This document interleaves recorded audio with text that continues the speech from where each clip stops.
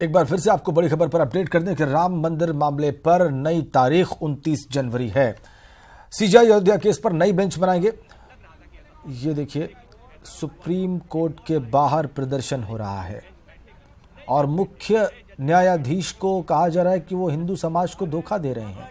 ये राष्ट्रीय विचार मंच प्रदर्शन कर रहा है। हाथों में जो तख्ती ली गई है, देखिए उस पर क्या लिखा हुआ है। सीजेआई रंजन गोगोई हिंदू समाज को धोखा दे रहे हैं। चीफ जस्टिस ऑफ इंडिया पर यह आरोप लगाए जा रहे हैं कि वो हिंदू समाज को धोखा दे रहे हैं। राष्ट्रीय विचार मंच। हमारे दोनों संवाददाता इस वक्त हमारे साथ जुड़े हुए हैं, प्रयागराज से, कुंभ क्षेत्र से उमेश श्रीवास्तव और इसके अलावा सुप्रीम कोर्ट के बाहर से इस वक्त सुशील पांडे। पहले हम सुशील पांडे के पास चलते हैं। सुशील, कैसा प्रदर्शन हो रहा है? थोड़ी खड़े रहिए। हट जाओ, हट जाओ। जी देखिए, हमारे साथ धर्मदास जी हैं। हर केस में अपीयर भी होते हैं, लेकिन आज थोड़ा से नाराज भी होंगे। सर, 29 जनवरी डेट दे दी गई है एक बार फिर से। क्या चीफ जस्टिस ये चाहते हैं कि इस पूरे मामले में जो तमाम आपत्तियां हैं वो कंप्लीट हो जाए ताकि 29 जनवरी से सुनवाई शुरू हो पाए? ये तो जज साहब हमारे बताएंगे, लेकिन कंप्लीट तो है ये है। देखिए कौन सी कंप्लीट कर देंगे। जो हाई कोर्ट के जज साहब ने 3 किताब लिख दिए हैं, उसके बाहर क्या लिखेंगे, क्या क्या व्यवस्था करेंगे कि इनको चाहिए? यह केवल तो मन के केस लटकाने के एक धंधा है। मुस्लिम पक्षकार ने कहा कि ट्रांसलेशन कंप्लीट नहीं है। यह झूठ। यह ट्रांसलेशन कंप्लीट नहीं तो कितना दिन में करोगे? 10 वर्ष में नहीं कर पाए तो अब क्या कर पाओगे? तो इसलिए यह जज साहब के नियतें नहीं है कि हम सुने, कहें, करें। अब एक के बात सुन लिया और सबके तो सुनना चाहिए था, नहीं सुने, अपना हिसाब से कर रहे हैं। तो ये वो जाने, उनका काम जाने। ये मुंशी प्रेमचंद के पंच परमेश्वर वाला कहानी है। क्या उम्मीद है, क्या लगता है आपको? क्या उम्मीद है, क्या लगता है, फैसला आने में देरी होगी? देरी होगी कि नहीं ये तो जज जानेंगे। देरी हो गई, हाँ देरी हो गई। इतना देरी हो गई कि जो भी कोई घटना देश में घटेगा तो ना बीजेपी दोषी है, ना कांग्रेस दोषी है, ना कोई दोषी है, जज सब दोषी है। कहे कि देर करने पर कोई नाफरा तफरी मचेगा तो जज फंसेंगे। कहे कि जज को ले आना चाहिए, अध्यादेश क्यों ले आएंगे सरकार? नहीं। तो ये राजेंद्र गुस्सा है फिलहाल धर्मदास का। ये फिलहाल हर मामले में अपीयर भी हुए हैं, लेकिन साफ तौर से ये कह रहे हैं कि कहीं ना कहीं सुशील, आपने से पूछिए अफरा तफरी क्यों फैलेगी? फैक्चुअल मिस्टेक्स है। अफरा तफरी कौन फैलाएगा, क्यों फैलेगी? सुशील,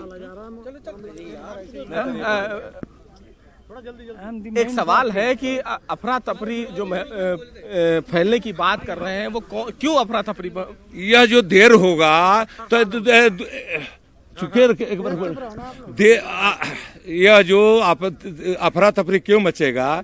जितने देर होगा उतने प्रचार करने वाले देश में घूम रहे हैं कि कोई कांग्रेस से के लेकर घूम रहा है, कोई बीजेपी के लेकर घूम रहा है, कोई सपा के लेकर घूम रहा है, कोई कुछ के लेकर घूम रहा है और कोटे पर लेकर। तो इसलिए इस मसला को आप तत्काल निर्णय कर दीजिए।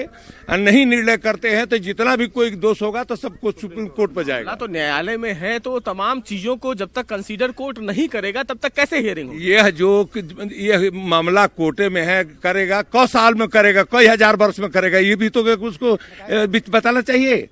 70 वर्ष में नहीं कर पाया तो अब क्या कर पाएगा?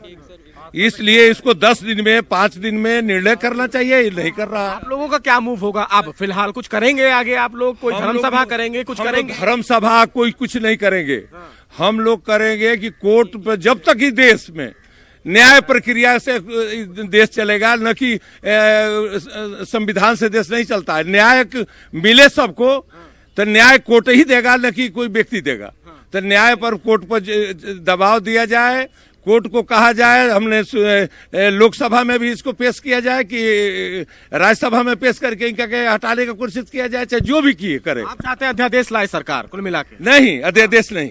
फिर कैसे? राम जन्मभूमि का अध्यादेश नहीं, कोर्ट के खिलाफ अध्यादेश लावे। चीफ जस्टिस के खिलाफ अध्यादेश लावे कि इसके खिलाफ क्या अध्यादेश के क्या जरूरत है। तो ये फिलहाल ये कहीं ना कहीं गुस्सा है फिलहाल इस पूरे मामले की सुनवाई टाल देने की वजह से।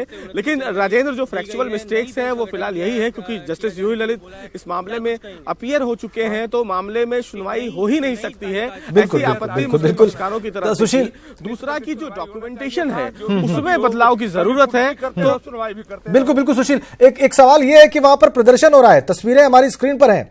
राष्ट्रीय विचार मंच, कोई मंच है, वो कह रहा है कि सीजीआई रंजन गोगोई हिंदू समाज के साथ धोखा कर रहे हैं। ये कौन लोग हैं? किसी तरह से देश में अफरा तफरी मचे, हमारा राजनीतिक फायदा हो कि जी देखिए, फिलहाल अलग अलग संस्था है जो फिलहाल सुप्रीम कोर्ट पहुंची है। सबके अपनी अपनी बातें हैं। तो कुछ लोग प्रदर्शन भी कर रहे हैं, कुछ लोग नाराज भी हैं, और कुछ लोग ये कह रहे हैं कि जो फैक्चुअल मिस्टेक्स है उसको दूर करना जरूरी भी है। तो तमाम चीजें हैं, तमाम विचार हैं। अब फिलहाल हम लोगों को इंतजार, फिलहाल अगर न्यायिक प्रक्रिया पर देखें राजेंद्र, तो 29 तो करना पड़ेगा, क्योंकि तब जब तक डॉक्यूमेंट कंप्लीट नहीं होंगे, तब जब तक जो दस्तावेज है वो तमाम चीजें क्लियर नहीं होंगी, तब तक सुनवाई डिले होना ही है। और जब बेंच में सुनवाई करने वाले जज ही नहीं होंगे तो नहीं हो पाएगा। तो गुस्सा जो है वो आस्था से चूंकि जुड़ा हुआ है, देरी हो रही है, तो तमाम लोग प्रदर्शन कर रहे हैं। जैसा अभी आपने महंत धर्मदास को सुना, वो भी इस मामले में एक पक्षकार हैं। उन्होंने कहा है कि वो सरकार से इस मामले में भी अपील करने की कोशिश करेंगे कि जस्टिस रंजन गोगोई के खिलाफ कुछ लाया जाए। लेकिन मामला अभी फिलहाल न्यायालय में लंबित है, तो जब तक इस पूरे मामले में तमाम बिल्कुल ठीक बात है। सुशील ये बताइए, बिल्कुल ठीक बात है सुशील, ये बताइए कि जस्टिस यूयू ललित किस मामले में अपीयर हुए थे पहले, और वो कैसे इस मामले से जुड़ा हुआ है, इस बारे में दर्शकों को बताइए। जी देखिए राजेंद्र, 1993 में जो बाबरी विध्वंस का मामला था, उस विध्वंस के दौरान उस समय के जो तत्कालीन मुख्यमंत्री थे कल्याण सिंह, उनके पक्ष को लेकर फिलहाल जस्टिस यू ललित ने अपना पक्ष रखा था हाई कोर्ट में। लेकिन कुछ लोग ये भी कह रहे हैं कि ये पक्ष टाइटल सूट से अलग है। लेकिन अगर आप कानूनी रूप से समझें तो फिलहाल कहीं ना कहीं केस लिंक कर रहा है राम मंदिर और बाबरी विध्वंस को लेकर, और इसीलिए यह आपत्ति राजीव धवन की तरफ से उठाया गया। चूंकि परंपरा यह है राजेंद्र की अगर कोई भी जज किसी मामले में अपीयर होता है तो वो खुद ब खुद इस केस में अपने आप को रिक्यूज कर लेता है। लेकिन आज फिलहाल ये बताया गया राजीव धवन की तरफ से कि चूंकि मामला बाबरी विध्वंस से जुड़ा हुआ है, चूंकि टाइटल डिस्प्यूट अलग मामला है, लेकिन कहीं ना कहीं ये मामला उस मैटर को लिंक कर रहा है, और इसीलिए राजीव धवन ने ये कहा कि हम आपके नोटिस में ये चीजें लाना चाहते हैं। तो चीफ जस्टिस ने ये साफ तौर से कहा कि वो अपने साथी जज से इस मामले में बात करते हैं। थोड़ी देर बात करने के बाद जस्टिस ललित ने खुद ये कहा कि वो इस केस से अपने आप को रिक्यूज करना चाहते हैं, और उसके बाद तस्वीर आपके सामने है। जी जी जी, तो मेरे ख्याल से ये परंपरा का पालन ही हुआ है, और जस्टिस यूयू ललित ने खुद को अलग किया है, तो शायद उनके जहन में भी ये बात होगी, उनकी प्रतिष्ठा के लिए भी, बेंच की प्रतिष्ठा के लिए भी, कोर्ट की प्रतिष्ठा के लिए भी उनको आवश्यक लगा होगा। सुशील जी बिल्कुल राजेंद्र, एक और भी हमारे साथ पक्षकार हैं। डिले मानते हैं इसको, 29 जनवरी के लिए तारीख मुकर्रर कर दी गई है, क्या कहेंगे? The cup of patience is full to the brim of more than 1 crore people.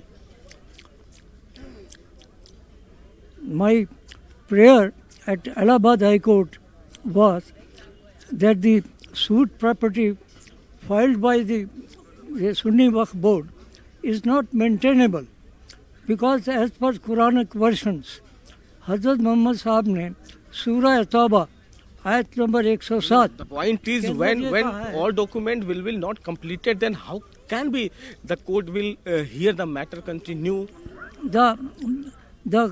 All the documents are already completed at Allahabad High Court. And now I was quoting that Hazrat Muhammad Sahab, he has said सूरह तौबा आयत number 107. सुशील आपने अच्छा प्रश्न किया है। सुशील आपने अच्छा प्रश्न किया, ये बात बिल्कुल सही है। कई विद्वान ये चर्चा में कह रहे थे कि चूंकि सारे डॉक्यूमेंट्स तो इलाहाबाद हाई कोर्ट के सामने भी गए होंगे, लखनऊ बेंच के सामने भी, और उन्हीं डॉक्यूमेंट्स पे, उन्हीं ट्रांसलेशंस पर इलाहाबाद हाई कोर्ट की लखनऊ बेंच ने वो फैसला सुनाया था सितंबर 2010 का। अब ये कौन से डॉक्यूमेंट्स है जिसके ट्रांसलेशन की बार बार बात उठती रहती है? सुशील जी देखिए राजेंद्र, साफ तौर से जो तमाम जो दस्तावेज हैं उस तमाम दस्तावेजों में जो इलाहाबाद का हाई कोर्ट का ऑर्डर था, उस ऑर्डर में भी तमाम इससे पहले त्रुटियां लाई गई, जिसमें कहा गया कि उस दौरान इलाहाबाद हाई कोर्ट ने उन तमाम दस्तावेजों को कंसीडर नहीं किया, उन तमाम दस्तावेजों को, उन तमाम विटनेसेस को वेरीफाई नहीं किया है और उस मामले में उन्होंने फैसला दे दिया है। और जब यह मामला सुप्रीम कोर्ट पहुंचा तो सुप्रीम कोर्ट में भी यह सवाल उठाया गया कि जब तक उन तमाम दस्तावेजों को कंसीडर नहीं किया जाएगा, उन तमाम दस्तावेजों की त्रुटियों को हटाया नहीं जाएगा, क्योंकि वो कई लैंग्वेजेस में है, लगभग 7 लैंग्वेजेस में वो तमाम दस्तावेज हैं, उन तमाम दस्तावेजों को जब तक इंग्लिश में नहीं किया जाएगा तब तक एक फैसला, जो एक अच्छा और स्वच्छ फैसला की उम्मीद कर रहे हैं हम राम मंदिर में, वो नहीं आ सकता है। तत्कालीन जो मुख्य न्यायाधीश थे दीपक मिश्रा, उन्होंने भी ये कहा कि ट्रांसलेशन जरूरी है दस्तावेजों का, लेकिन सवाल इसमें यह है कि इससे पहले जो हियरिंग हो चुकी, उस हियरिंग में साफ तौर से ये कहा गया यूपी सरकार की तरफ से, हिंदू महासभा की तरफ से, कि तमाम जो दस्तावेज हैं वो कंप्लीट हो गए हैं, उनका ट्रांसलेशन कंप्लीट हो गया है, प्लीडिंग कंप्लीट हो गया है, लेकिन उस दौरान ये सवाल नहीं खड़ा किया गया कि अभी भी दस्तावेजों में कुछ कमियां हैं। लेकिन आज सवाल खड़ा किया गया, उसमें यह कहा गया कि कुछ फैक्चुअल मिस्टेक्स हैं, उनमें लगभग 8800 के आसपास जो विटनेसेस हैं, लगभग 15 ट्रंक में कुछ दस्तावेज हैं जिनको ट्रांसलेशन करना है। तो अभी एक बहुत बड़ा टास्क है जो कंप्लीट करना है, और उस टास्क को कंप्लीट करने के बाद ही मामले की सुनवाई होगी। 29 जनवरी की तारीख राजेंद्र इसलिए रखी गई है क्योंकि उससे पहले तमाम जो चीजें हैं वो कंप्लीट कर ली जाएं, ताकि 29 जनवरी को दोबारा इस पूरे मामले की सुनवाई न टाली जाए। और चीफ जस्टिस इस पूरे मामले को काफी गंभीरता से देख रहे हैं, इसीलिए उन्होंने आदेश देते हुए ये कहा है कि वो रजिस्ट्री से उन्होंने कहा है कि ये जो तमाम दस्तावेज हैं, ट्रांसलेशन है, वो कंप्लीट कर लिए जाएं, और उसके बाद जब 29 जनवरी को इस पूरे मामले की बेंच पे सुनवाई हो तो इस केस की एक रूपरेखा तय कर दी जाए। जी अब सुशील, आप कह रहे हैं कि 15 ट्रंक्स में दस्तावेज हैं, उनकी फैक्चुअल एरर्स को दुरुस्त करना है। सुशील, क्या इतने कम वक्त में यह हो पाएगा? देखिए, फिलहाल ये आदेश फिलहाल सुप्रीम कोर्ट का है और सुप्रीम कोर्ट ने कहा है टास्क तो जरूर मुश्किल है, लेकिन अब देखना यह है कि अगर ये चीजें कंप्लीट नहीं हो पाएंगी तो 29 जनवरी को भी फिलहाल इस पूरे मामले में सुनवाई होना मुश्किल है, क्योंकि अब दूसरा सवाल इसमें यह है कि तमाम जो दस्तावेज हैं, तमाम जो चीजें हैं, वो जब तक ठीक से कोर्ट के सामने नहीं रखी जाएंगी, लैंग्वेजेस में नहीं रखी जाएंगी, तब तक सुनवाई हो पाना मुश्किल है। मुस्लिम पक्षकारों की तरफ से यह सवाल खड़ा किया गया कि कुछ मिस्टेक्स हैं, उनको दूर करना चाहिए, कुछ ऐसे लैंग्वेजेस हैं इंग्लिश में जिनको बदलना जरूरी है। तो वो तमाम चीजें फिलहाल प्रयागराज चलते हैं उमेश के पास। उमेश, सुप्रीम कोर्ट के बाहर प्रदर्शन हो रहा है, कुछ लोग तख्ती लेकर खड़े हैं राष्ट्रीय विचार मंच के मुख्य न्यायाधीश हिंदू समाज के साथ धोखा कर रहे हैं। उनको इतना गुस्सा आ गया कि वो सुप्रीम कोर्ट के सामने ये तख्ती लेकर पहुंच गए। और उमेश, जहां तक मुझे समझ में आ रहा है कि कोर्ट के सामने संभवतः किसी मुख्य न्यायाधीश के बारे में इस तरह की कोई बात सार्वजनिक रूप से प्रदर्शन के जरिए नहीं कही गई होगी। ये बात जरा वहां पर मौजूद लोगों को बताएं, वो उन लोगों को ठीक लग रहा है ये सब कुछ? जी हाँ, निश्चित तौर पर आप बिल्कुल जी हाँ, निश्चित तौर पर राजन जी आप बिल्कुल सही कह रहे हैं। मुझे भी याद नहीं आ रहा है कि कभी भी हाई कोर्ट के बाहर या फिर सुप्रीम कोर्ट के बाहर किसी तरह का कोई विरोध प्रदर्शन इस तरह से हुआ है, और जिस तरह से मुख्य न्यायाधीश को लेकर के वहां प्रदर्शन हो रहा है, हम यहाँ पर प्रयागराज में सीधे संतों से प्रतिक्रिया लेते हैं कि क्या इस तरह का प्रदर्शन जो कि सुप्रीम कोर्ट के बाहर आज हुआ है, क्या वो जायज है? आप ये बताइए कि सुप्रीम कोर्ट के बाहर प्रदर्शन हो रहा है, मुख्य न्यायाधीश को लेकर के प्रदर्शन हो रहा है कि वहां तरह तरह की बैनर्स और पोस्टर्स करके लोग प्रदर्शन कर रहे हैं, और लगातार जिस तरह से अयोध्या का जो मामला है, इस मसले को लेकर सुप्रीम कोर्ट में सुनवाई चल रही है, तो नाराज लोग नजर आ रहे हैं और अपनी नाराजगी का इजहार सुप्रीम कोर्ट के बाहर कर रहे हैं। क्या आपको यह जायज लगता है? देखिए, न्यायपालिका पर किसी तरह का शक और संदेह करना तो जायज नहीं लगता है, लेकिन अपने अपने विचार रखने का जो लोगों का अपना अपना तर्क है वो कर रहे हैं, प्रदर्शन कर रहे हैं, आंदोलन कर रहे हैं, उनकी भी इच्छा पूरी हो इसलिए ऐसा कर रहे हैं। तो लेकिन न्यायपालिका पर, और जो भी हमारे भारत देश की सर्वोच्च न्यायपालिका है, उस पर शक और संदेह नहीं किया जा सकता है। किसी भी जज पर शक संदेह करने का कोई गुंजाइश नहीं बनती है। किसी भी जज पर शक और संदेह करने की कोई गुंजाइश नहीं बनती। बाबा जी आप बताइए कि सुप्रीम कोर्ट में जिस तरह से प्रदर्शन हो रहा है, लोग तख्ती और बैनर लेकर के, मुझे भी याद नहीं आता, हाई कोर्ट की रिपोर्टिंग मैंने कई वर्ष की है और सुप्रीम कोर्ट के बाहर इस तरह से प्रदर्शन कोई हो जाए, तख्ती बैनर लेकर के लोग जुट जाएं और मुख्य न्यायाधीश के खिलाफ आवाज बुलंद करें, तो क्या आपको ये रोष जो जिस तरह से जनता में है और जिस तरह से लोग अब विरोध प्रदर्शन पर उतारू हो गए हैं, क्या आपको ये जायज लगता है? जज के ऊपर विश्वास अविश्वास का सवाल नहीं है। 20-20, 25-25 दिन लंबी तारीख देने की क्या जरूरत है? यही तारीख जो है दूसरे दिन दी जा सकती है, तीसरे दिन दी जा सकती है, अनवरत सुनवाई की जा सकती है। 2 महीना आपने लगा दिया सब बेंच गठित करने में। बेंच गठित करने में कोई बड़ी लंबी प्रोसीडिंग थोड़ी है। आपको नामिनेट करना है, 5 लोगों को आपने नामिनेट कर दिया, तो उधर 2 महीना टाइम लगा दिए, इधर इतना टाइम लगा दिए, तो लोगों को जब सब्र बांध टूटेगा तो कुछ न कुछ तो फिर आदमी लोगों के सब्र का बांध टूटेगा तो कुछ न कुछ इस तरह की हरकतें होंगी और इस तरह से प्रदर्शन होंगे। आपको ये लगता है, आपको ये भी लगता होगा कि 29 जनवरी को जब इस मसले की सुनवाई होगी तो शायद फिर कोई एक नई तारीख मिल जाए? हाँ, बिल्कुल तारीख मिलेगी, 100% तारीख मिलेगी, कोई शंका की गुंजाइश ही नहीं है। तारीख पर तारीख, तारीख पर तारीख, तारीख पर तारीख, तारीख पर तारीख। ये इसीलिए क्या सब्र का बांध टूट रहा है? इसीलिए क्या आज सुप्रीम कोर्ट के बाहर इस तरह का प्रदर्शन हुआ? और इसीलिए क्या लोगों की ये नाराजगी है? लोग रोष में हैं, लोग जो है बौखला गए हैं? जी, अक्सर देखा गया है जब किसी भी विषय पर डिसीजन मिलता है तो अच्छा मिलता है तो ठीक है, जब बार बार वह डिसीजन टाल दिया जाता है तो लोगों को कष्ट होता है। इस वजह से शायद ऐसा हो रहा है।